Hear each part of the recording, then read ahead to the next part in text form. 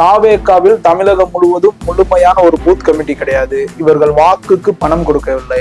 வேட்பாளர்கள் யார் என்பது அந்த தொகுதி மக்கள் பெரும்பான்மையானவருக்கு தெரியாது. இதையெல்லாம் மீறி விஜய் ஜெயிக்கிறார், தாவேகா வெற்றி பெறுகிறது என்றால் தமிழக மக்களின் ஒரு மாற்றத்திற்கான எதிர்பார்ப்பும் ஒரு தலைவன், ஒரு கரிஸ்மாட்டிக் தலைவனுக்கான ஒரு பசியும் தான் என்று சொல்ல வேண்டும். எம்ஜிஆர் காலகட்டத்திலே 1971க்கு பின்பே திமுகவை எதிராக பார்க்கக்கூடிய தமிழக மக்களில் பெரும்பாலானோர் உண்டு. அது எம்ஜிஆர் மறைவுக்கு பின்பே பாத்தீங்கன்னா அம்மையார் அதிமுக ஆட்சிக்கு வர வேண்டும் என்பதை விட திமுக ஆட்சிக்கு வந்துவிடக் கூடாது என்கிற திமுக எதிர்ப்பு வாக்குகள் அதிமுகவுக்கு பெரும்பாலும் அறுவடை செய்யப்பட்டது.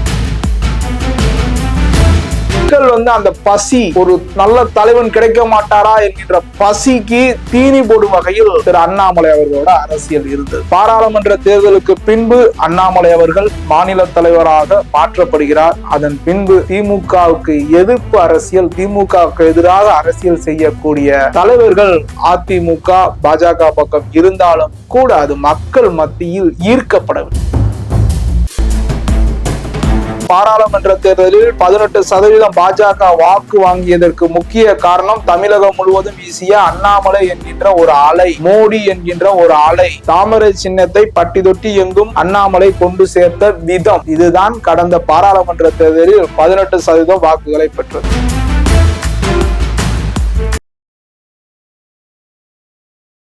அனைவருக்கும் வணக்கம்.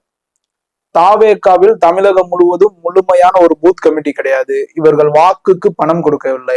வேட்பாளர்கள் யார் என்பது அந்த தொகுதி மக்கள் பெரும்பான்மையானவர்களுக்கு தெரியாது. இதையெல்லாம் மீறி விஜய் ஜெயிக்கிறார், தாவேகா வெற்றி பெறுகிறது என்றால் தமிழக மக்களின் ஒரு மாற்றத்திற்கான எதிர்பார்ப்பும் ஒரு தலைவன், ஒரு கரிஸ்மாட்டிக் தலைவனுக்கான ஒரு பசியும் தான் என்று சொல்ல வேண்டும்.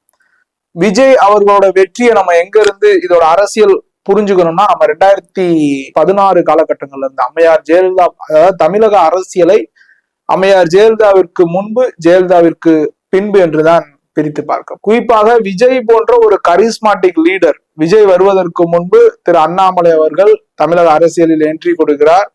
ஆனால் அதை பாஜக சரியாக தக்க வைத்துக் கொள்ளாததின் விளைவு இன்று விஜய் அறுவடை செய்துவிட்டு சென்றிருக்கிறார். அம்மையார் ஜெயலலிதா மறைவுக்கு பின்பு தமிழக அரசியலில் ஒரு சரியான தலைமை இல்லாமல் தள்ளாடி கொண்டிருந்தது. குறிப்பாக திமுகவுக்கு எதிராக, நீங்க எம்ஜிஆர் காலகட்டத்திலே 1971க்கு பின்பே திமுகவை எதிராக பார்க்கக்கூடிய தமிழக மக்களில் பெரும்பாலானோர் உண்டு. அது எம்ஜிஆர் மறைவுக்கு பின்பே பாத்தீங்கன்னா அம்மையார் அதிமுக ஆட்சிக்கு வர வேண்டும் என்பதை விட திமுக ஆட்சிக்கு வந்துவிடக் கூடாது என்கின்ற திமுக எதிர்ப்பு வாக்குகள் அதிமுகவுக்கு பெரும்பாலும் அறுவடை செய்யப்பட்டது. ஆனால் அம்மையார் ஜெயலலிதாவுக்கு பின்பு திமுகவுக்கு எதிரான ஒரு தலைவன் இல்லாமல் தள்ளாடி கொண்டிருந்த தமிழக அரசியல் களத்தில் தொடர்ந்து திமுக வெற்றி. அது அம்மையார் ஜெயலலிதா மறைவுக்கு பின்பு RK நகர் இடைத்தேர்தலை தவிர்த்து தொடர்ந்து திமுக 2019 பார்லிமெண்ட் எலெக்ஷன் வெற்றி, 2021 அசம்பிளி வெற்றி. அப்படி 2021 காலகட்டங்கள்ல திமுகவுக்கு எதிராக களமாடக்கூடிய ஒரு தலைவன் நமக்கு கிடைக்க மாட்டாரா என்று தமிழக மக்கள் ஏங்கி கொண்டிருக்கையில் அண்ணாமலை அவர்கள் பாஜகவின் மாநில தலைவராக பொறுப்பேற்கிறார். உள்ள அரசியலுக்குள்ள என்ட்ரி ஆகிறாரு, மாநில தலைவராக பொறுப்பேற்கிறார். தொடர்ந்து திமுகவுக்கு எதிராக சமரசம் இல்லாமல் அரசியல் செய்து வருகிறார், மக்களை கவர்கிறார். பாஜகவை தாண்டி திமுகவுக்கு எதிராக இருக்கக்கூடிய மக்களின் மனநிலையை கவர்கிறார். திமுக எதிராக அரசியல் செய்யக்கூடிய சரியான ஆள் அவர்தான் என்று மக்கள் தீர்மானிக்கிறார், ஒரு தலைவனாக உருவாகிறார். 2024 நாடாளுமன்ற தேர்தலில் அதிமுக திமுக இல்லாமல் பாஜக தலைமையில் கூட்டணி அமைத்து போட்டியிட்டு 18% வாக்குகளை அறுவடை செய்கிறார் அண்ணாமலை. தமிழக அரசியலில் எதிர்பார்க்க முடியாத ஒரு மாற்றம். பல இடங்களில் 2ஆம் இடத்தில் பாஜக கூட்டணி, 3ஆம் இடத்தில் அதிமுக தள்ளப்படுகிறது. சோ மக்கள் அந்த பசி, ஒரு நல்ல தலைவன் கிடைக்க மாட்டாரா என்கின்ற பசிக்கு தீனி போடும் வகையில் திரு அண்ணாமலை அவர்களோட அரசியல் இருந்தது. பாராளுமன்ற தேர்தலுக்கு பின்பு அண்ணாமலை அவர்கள் மாநில தலைவராக மாற்றப்படுகிறார். அதன் பின்பு திமுகவுக்கு எதிர்ப்பு அரசியல், திமுகவுக்கு எதிராக அரசியல் செய்யக்கூடிய தலைவர்கள் அதிமுக பாஜக பக்கம் இருந்தாலும் கூட அது மக்கள் மத்தியில் ஈர்க்கப்படவில்லை. இப்படி ஒரு காலகட்டத்தில் அண்ணாமலை பாஜக தலைவராக மாற்றப்பட்ட பின்பு அந்த இடத்தை நிரப்புவதற்காக மக்களின் பார்வை விஜய் பக்கம் திரும்பியது. கரூர் சம்பவம் அரங்கேறுகிறது. திமுகவுக்கும் விஜய்க்குமான அரசியல் உச்சகட்டத்தை எட்டுகிறது. திமுகவுக்கு எதிராக விஜய் திமுக ஒரு தீய சக்தி, ஸ்டாலின் அங்கிள் அப்படி கண்டினியூவா திமுக எதிராக ஒரு சில வார்த்தைகள் மட்டும் பேசினாலும் கூட திமுக தரப்பிலிருந்து விஜய்க்கு எதிராக தாக்குதல் தொடங்க திமுகவுக்கு எதிராக சரியாக களமாடக்கூடிய ஒரு நபர் விஜய் என்கின்ற முடிவுக்கு தமிழக மக்கள் முடிவு செய்கிறார்கள். இரண்டாவது, கடந்த 10 வருடங்களுக்கு மேலாக அம்மையார் ஜெயலலிதா மறைவுக்கு பின்பு ஒரு சரியான தலைவர் இல்லாமல் பசியில இருந்த அந்த மக்களுக்கு அண்ணாமலை வந்தார். அதன் பின்பு அண்ணாமலை மாநில தலைவராக மாற்றப்பட்ட பின்பு அண்ணாமலைக்காக இருந்த இளைஞர்கள் பலரும் தாவேகா பக்கம் செல்ல தொடங்கினார். குறிப்பாக ஒரு கட்சியோட கட்டமைப்பு, அதாவது பார்ட்டி வித் டிஃபரன்ஸ் பாஜக இருக்கிறவர்களே சொல்வார்கள். ஒரு தனி மனிதனை முன்னிறுத்து அரசியல் பண்ணக்கூடாது, இந்த எங்களுடைய கட்சி சித்தாந்தம் வேற, கட்டமைப்பு வேறன்னு சொல்லுவாங்க. ஆனா தமிழ்நாட்டோட அரசியல் யதார்த்தத்தை புரிந்து கொள்ளவில்லை என்றால், இந்த யதார்த்தத்தை புரிந்து கொள்ளவில்லை. எம்ஜிஆர் என்ற தனி மனிதனால், ஒரு தலைவனால் மட்டும்தான் முதல்வராக முடிஞ்சது. அதிமுகவோ இரட்டை இலை சின்னம் மட்டும் இருந்தால் பத்தாது, ஒரு தலைவன் இருந்தால்தான் அந்த சின்னத்துக்கும் அந்த கட்சிக்குமே மரியாதை. அம்மையார் ஜெயலலிதா என்கின்ற ஒரு தலைவி ஈர்ப்பின் காரணமாக தான் அடுத்தடுத்து அதிமுக கண்டினியூ ஆட்சி அமைஞ்சிச்சு. இதே கட்சி நீங்க பார்ட்டி வித் டிஃபரண்ட், அதிமுக அதே கட்டமைப்பு தான், அதே சின்னம் தான் இருக்கு, அதே அதிமுக தான். ஏன் அம்மையார் மறைவுக்கு பின்பு தொடர்ந்து அதிமுக தொடர் தோல்வியை சந்திச்சுட்டு வர்றது.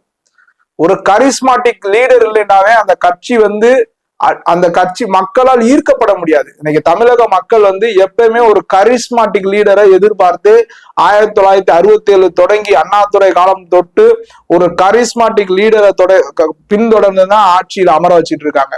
அப்படி ஒரு கரிஸ்மாட்டிக் லீடர் தமிழக மக்கள் எதிர்பார்த்த ஒரு கரிஸ்மாட்டிக் லீடர் திரு அண்ணாமலை அவர் வருகிறார். ஆனா அவர் மாற்றப்படுகிறார். தற்போது இப்ப விஜய் என்கின்ற ஒரு தனி நபர் பின்னால் சொல்லியிருக்காங்க.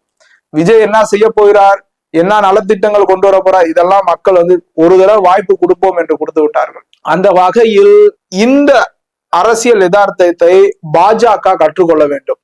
ஒரு தலைவனை முன்னிறுத்தி இந்த தமிழகத்தில் அரசியல் செய்யாத வரை, அதாவது இதற்கு முன்பு பாராளுமன்ற தேர்தலில் 18% பாஜக வாக்கு வாங்கியதற்கு முக்கிய காரணம் தமிழகம் முழுவதும் வீசிய அண்ணாமலை என்கின்ற ஒரு அலை, மோடி என்கின்ற ஒரு அலை, தாமரை சின்னத்தை பட்டி தொட்டி எங்கும் அண்ணாமலை கொண்டு சேர்த்த விதம், இதுதான் கடந்த பாராளுமன்ற தேர்தலில் 18% வாக்குகளை பெற்றது.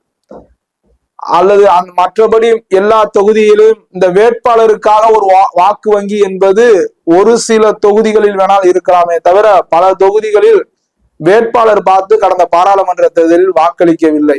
அதற்கு உதாரணம் இந்த நடந்து முடிந்த சட்டசபை தேர்தல். ஏன் போன பாராளுமன்ற தேர்தலில் பாஜக வாங்கிய வாக்குகளை ஏன் இந்த சட்டசபையிலே பெற முடியவில்லை? அதே சின்னம், அதே வேட்பாளர், அதே கட்சி தான். ஏன் அந்த வாக்குகளை ஏன் வாங்க முடிய? காரணம், அங்கே ஒரு அண்ணாமலை என்கின்ற அலை இருந்தது, மோடி என்கின்ற அலை இருந்தது. அந்த வாக்குகள் கடந்த 2024 பாராளுமன்றத்தில் அறுவடை செய்யப்பட்டது. ஆனால் இங்கே தலைகீழாக மாறிவிட்டது. அண்ணாமலை ஓரங்கட்டப்பட்டார். விஜய் என்கின்ற அலை பட்டி தொட்டி எங்கும் பரவியது. மக்கள் விஜய் மீது ஈர்ப்பை கொண்டு வந்தார்கள். மீண்டும் பாஜக ஒரு புத்துணர்ச்சி பெற வேண்டும் என்றால் ஒரு தலைவனை, ஏதோ ஒரு தலைவனை அல்ல, மக்கள் விரும்பக்கூடிய, அந்த கட்சி தொண்டர்கள் விரும்பக்கூடிய, அந்த நிர்வாகிகள் விரும்பக்கூடிய ஒரு தலைவனை முன்னிறுத்தி அரசியல் செய்தால் மட்டுமே தான் அந்த தலைவனுக்கு முழு சுதந்திரம் கொடுக்க வேண்டும். தாவேகால விஜய் என்ன முடிவு எடுக்கிறாரோ அதுதான் கீழே வரையும்.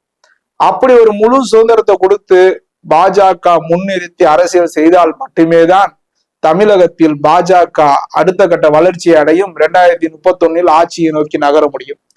இல்லை என்றால் அசாம் தேர்தலிலும் மேற்கு வங்கத்திலும் வட மாநிலங்களில் ஏதோ ஒரு பாஜக வெற்றியை தமிழ்நாட்டில் பட்டாசு வெடித்து கொண்டாடக்கூடிய ஒரு சூழல் தான் இருக்க வேண்டும். இன்று விஜய் பாஜக அழகான ஒரு பாடத்தை உணர்த்தி இருக்கிறார். இந்த அரசியல் இதுதாங்க தமிழ்நாடு அரசியல். மக்களோட பல்ஸ் என்னன்னு பார்த்து நீங்க செஞ்சாதான் வெற்றி பெற முடியும் என்பதை விஜய் அதாவது வேட்பாளர், நீங்க தாவேகால வேட்பாளர் யாருக்கால் வேட்பாளர் முகம் மக்களுக்கு தெரியுமா? கிடையாது.